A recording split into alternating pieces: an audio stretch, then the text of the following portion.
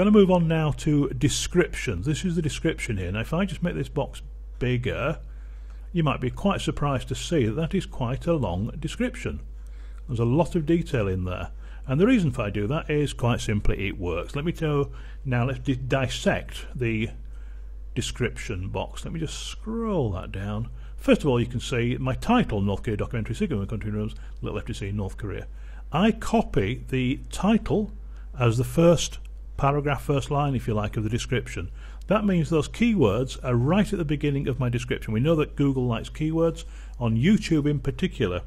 Remember that if you look at a website, Google can look at the words on a web page and can work out what that page is about. On a video, it's very difficult for it to look at the visuals and work out what the film's about. So it relies on things like subtitles, descriptions and so on. We'll deal with subtitles separately. By doing this description in as much detail as you can, the better you will do. So I've got North Korea documentary, the title and so on, a bit about it, descriptions of what it's about, got the North Korea and the keywords, Pyongyang and so on, things that I want. And that's very, very easy to do, okay? Very, very easy to do, and you must do it.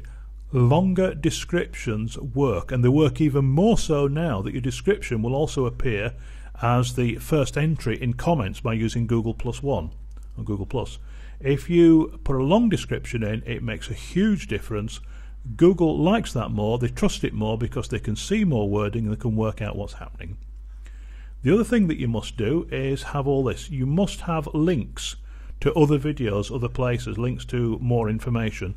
The more links you've got, the better Google will trust you, the better that they will work with you. I'm going to show you something else that you can't normally see. If I come across to just to another tab here, this is a system called vidIQ, and if you've got more than, and I can't remember the figure, but they keep bringing it down, but if you've got more than several thousand subscribers, you can have this as a plug-in to your site. Now what it does, it gives me lots of details of how my site is seen. I've just gone to their site, let me just come back. You just see the stats there working, it works for any film. And there's going to be a slight delay when I stop that playing again. Just wait for that. There we go, just pause that. Right, so we get loads of stats on my films, but if you've got vidIQ, try and kill the adverts there.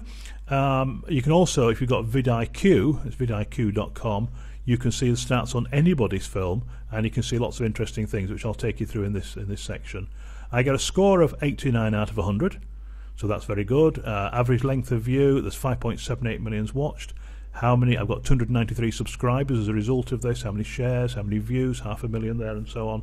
How many +1s, which is quite new, Facebook comments. But you can also see down there all my tags, which I'll come back to in a second. But you can see I'm getting a very basic thing there in green of 89% is very, very important.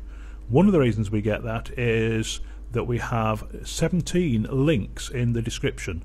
Lots of people don't put links. 17 descriptive links, which if I come back to the film you can see links to my channel, various other things in there. That has really helped that to work. So title, repeat it as the first line in your description. A long description, lots of words, the more details you can give on it the better. Make sure it's in proper English. I'm not suggesting spamming or just putting loads of stuff in there. It must make sense, but that's very easy. If you made a film about something, write about it. It's an extra skill, but it will make an enormous difference to the number of people who see your film.